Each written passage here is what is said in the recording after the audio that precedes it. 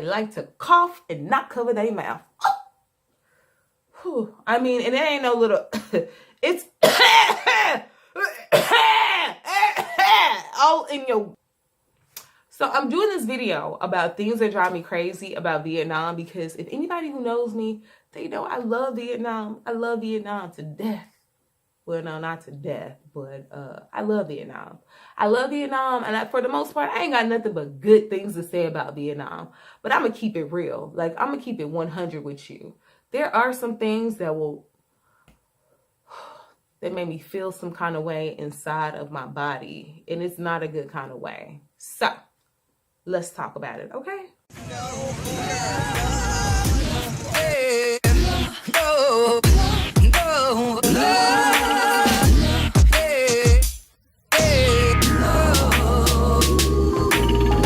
Let's get right into it. Thing number one.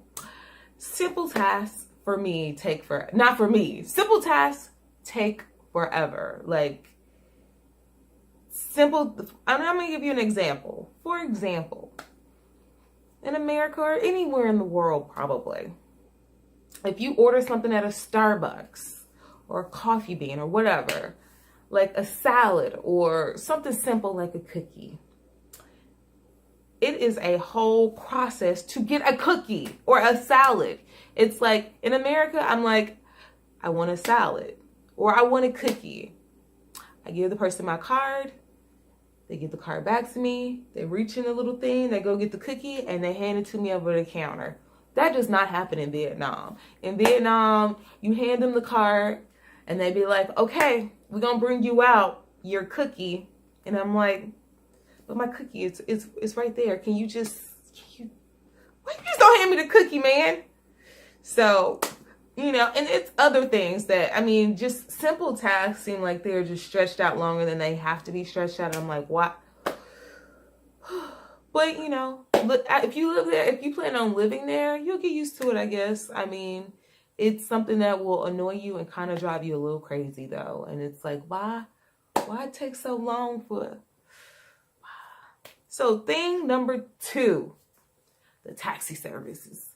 Specifically, the app taxi services like Grab and Uber.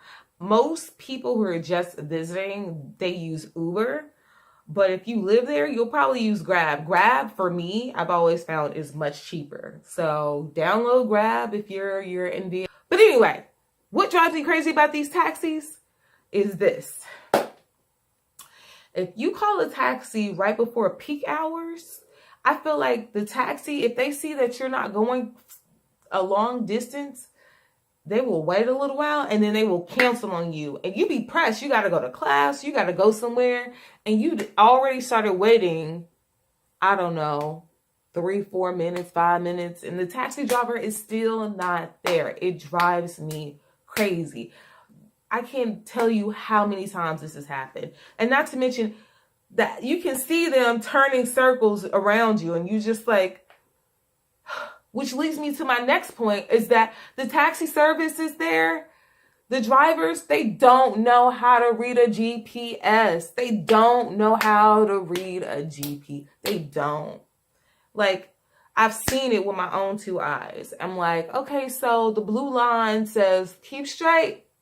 Well, fine. Well, chai. Well, fine. Anyway, turn left. And they be like, they just pass on up. And I'm like, why does the map tell you to turn on this street? And you didn't turn on this street. Why would you do something like that?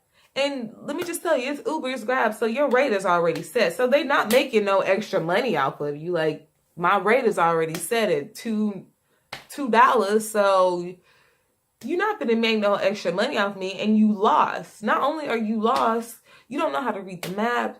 It's come on, man. Just come on now. Come on. I'm rooting for you. We were all rooting for you.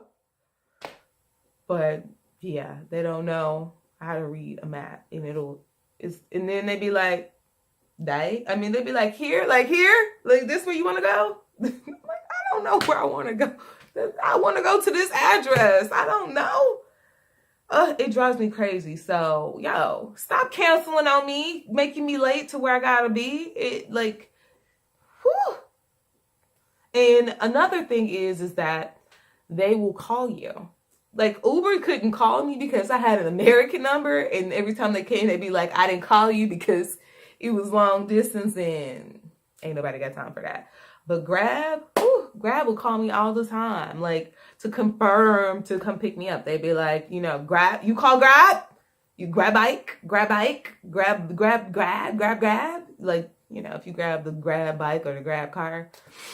They'd be like, Grab. And I'm like, why are you calling me and asking me all these questions in Vietnamese? I don't speak Vietnamese. Why are you doing that? You play too much. Like, a lot of times I wouldn't even answer the phone because I'm like, I just said yes.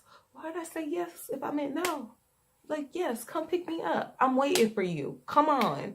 And that's another thing that annoys me. Like, they'll call me and confirm, and then they'll cancel. And I'm like, why are you canceling?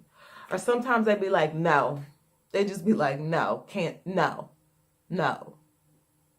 Like, cancel. No, I'm not canceling. You cancel. Because then it looks bad on me if I cancel. And it's just a whole bunch of silliness going on with those taxis sometimes. But, you know, they give good rates every now and then. But the canceling can drive you crazy. Crazy. Okay, the next thing would be food service. Okay? In Vietnam, if something goes wrong with your food, you probably should expect to still pay for it if they can find a way to make it your fault.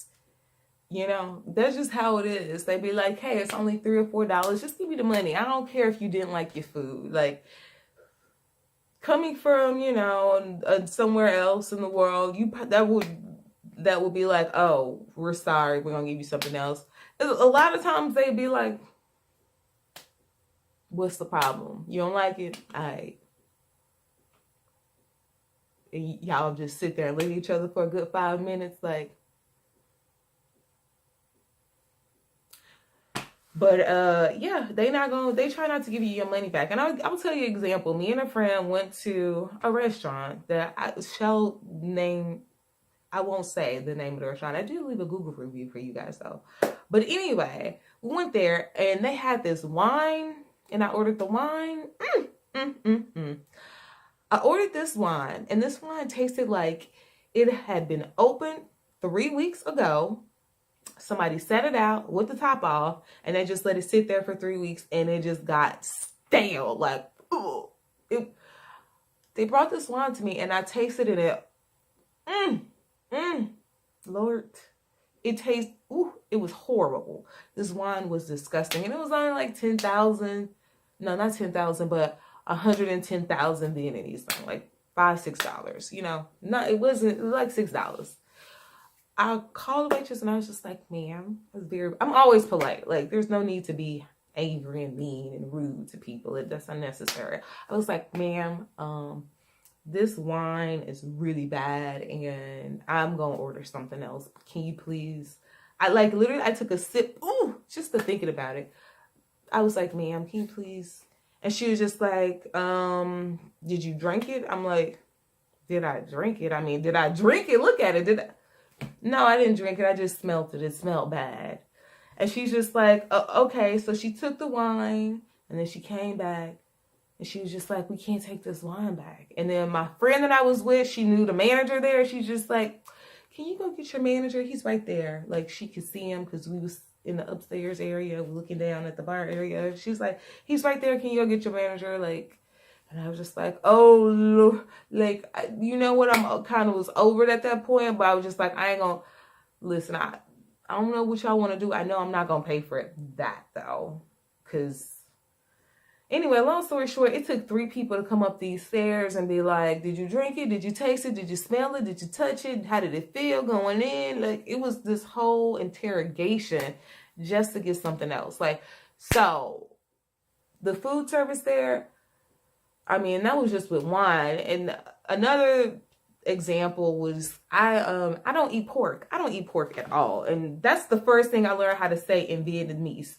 Tôi không thể ăn thịt heo. I don't eat pork. And I always say, is there pork in this? Like, không thịt heo, không thịt heo. And they'd be like, oh, no, come. And I'm like, okay.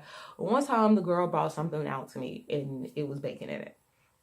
And I'm like, is this, and I asked her, I was just like, this is bacon. And she's just like, oh, I'm sorry. Like literally I pick it up, like I was eating it, I put it in my mouth and I was just like, ugh! Like I spit it out.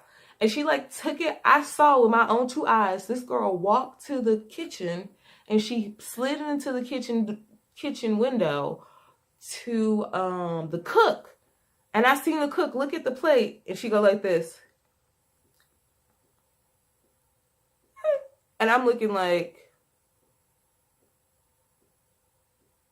did she just eat? I was like, all right. But, you know, that's how they do it in the V-Town. Yeah, so that could drive you crazy, getting bad service or getting bad food and then being like, so what? Like, so what? You ordered it. If it was bad, then why would you order something bad? Because I didn't know. Well, you should have known. You gotta pay for not knowing in Vietnam. That's how it goes in Vietnam. So the next thing is the pest issue that they have going on.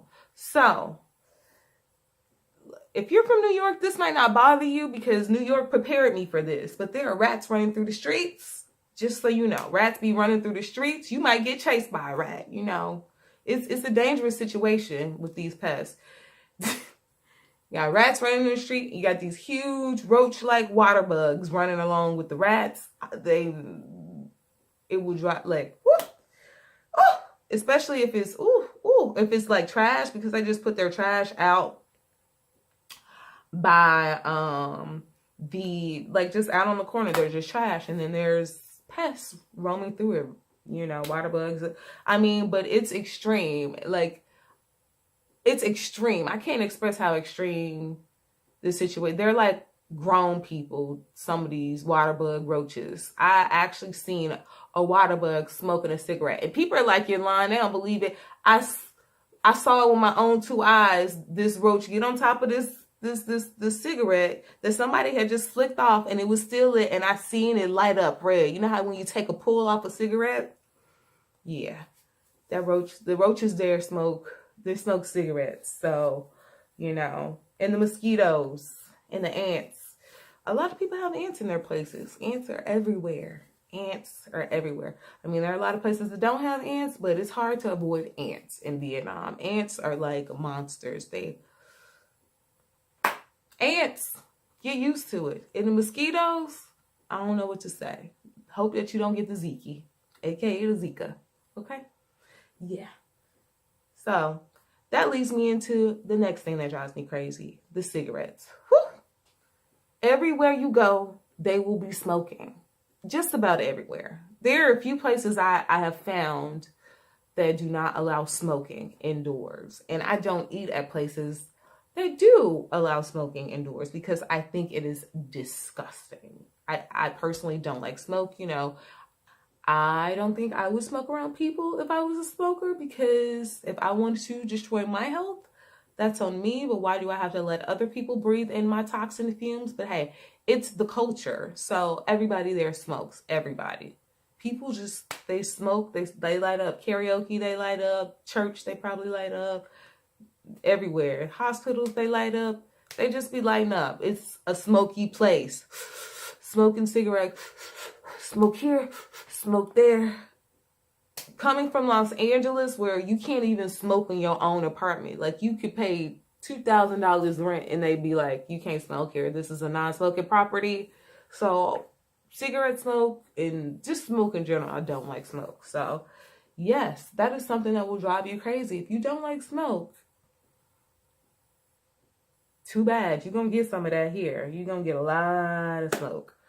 Okay? And that smoke might have something to do with the air quality, which leads me to the next thing. The air quality outdoors is, it is a little toxic, I gotta tell you. It made me cough, and I didn't even really have to cough.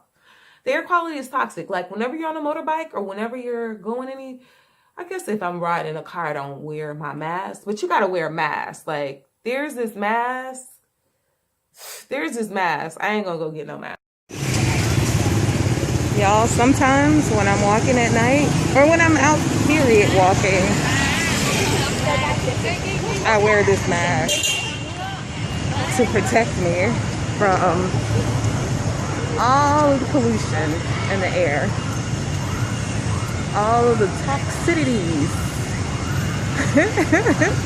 I look like that guy from Batman. But anyway.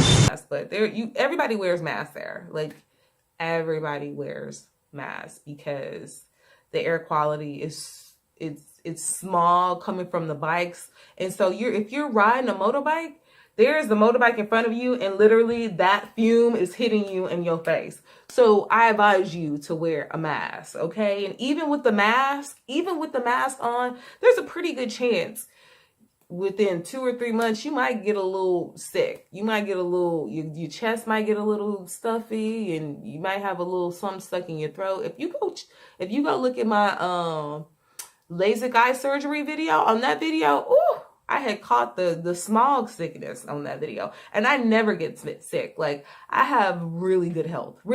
Thank you, Jesus. Really good health. But living here every 2 to 3 months with that smog getting in your lungs and you breathing in all that, you might get a little deep cough, deep voiced, okay? Yes, that might happen to you here. So the air quality is something that could drive you crazy. Okay, the next thing. Everybody in Vietnam likes to dig in their nose.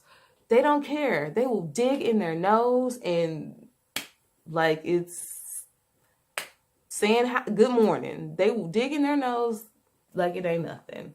I had I can't remember if it was Uber or Grab. But anyway, one of those taxi drivers was driving a stick shift and digging in his nose at the same time. Driving a stick shift and digging in his nose. And in my mind, I'm like, who got the wheel right now? Who got the wheel? He gave the wheel to Jesus, I guess, so he could dig in his nose. So yes, the adults dig in their nose, the kids dig in their nose. Don't matter if you're rich or poor. Don't matter if you're short or tall. You gonna dig in your nose if you Vietnamese, because that is the culture. They like to dig in their nose. And another thing that will drive you crazy is they like to cough and not cover their mouth. Whew. I mean, and it ain't no little, it's all in your, Lord. And it makes me want to lose my religion just a little bit, because I'd be standing right next to somebody and it's just like, yeah, like, I'm from Texas, but then I get a little New Yorkish on them. I'd be like, son, for real, you just gonna cough on me like that? Like, for real, that's what we doing now? We coughing and we ain't covering our mouth? Like, they don't care. They gonna dig in their nose and they gonna cough on you and they ain't gonna cover their mouth, and they do it. And you hopefully you into that, because if you ain't, I don't know what to say. Yes. The next thing is skin whitening. Yes. I want to be skin whitening. They just want, if it's white, it's right, I guess, in Vietnam. You know, that drives me. I mean, some people might be into that. Me, in my opinion, I feel like I got a good thing going on here. Like, check that cocoa. But no, I can't. Like, I have to go into the store and be very specific with the lady in the store. Like, there's no whitening in this, right? And she's like, no. I'm like, are you sure? Because if I come out of here looking like a Michael Jackson, I am not going to be happy. My mama not going to be happy too. She ain't going to recognize me. You better tell me if it's some.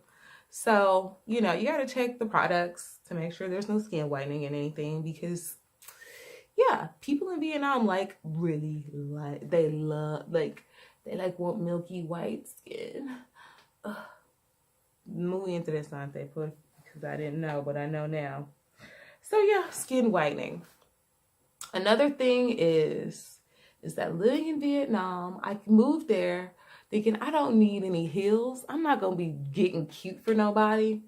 Lies. Those are lies. So I didn't bring any heels. All I brought was like tennis shoes.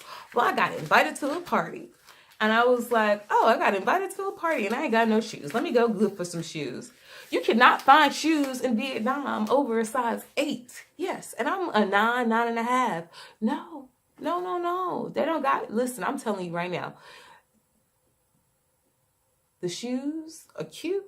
The shoes are cheap. But if you wear anything over a 7 or an 8, good luck trying to find that, because you ain't gonna find it. Like, it could drive you crazy. I went everywhere in the city to find a place. I went online, I went on YouTube. I'm like, somebody help me, please. Where can I find a shoe? Finally, somebody responded and they was like, you can go to Zara. And I went to Zara. And the shoe was too little, but I had to force my foot into that little old shoe. But yes, it is difficult to find a shoe in your size in Vietnam. Like, it's not fun. I probably shouldn't be telling the secret about Zara because, But yeah, finding a shoe in your size could be pretty difficult if you wear a size 7 or 8 or 9 or a 10. If you wear a 10 or 11 or a 12, give up. Just give up. Because they ain't going to have nothing for you, girl. You're going to have to leave the country. You're going to have to leave the country if you want something like that. I didn't really have an issue with, like, clothes. My issue was with the shoes. I mean, clothes was the least of my worries. I mean, it's Vietnam. They got sweatshops from here to China. It's Vietnam. Like, I could go into a sweatshop and find something in my size. I mean, listen, I've been in sweatshops and they was up in there pumping that Forever 27 out, like, for real. So I didn't really have an issue finding clothing, but I had an issue finding shoes, and it drove me insane. So these are all the things that drive me crazy about Vietnam, and I'm sure some of these things will probably drive you crazy too. Yeah. All right. Bye.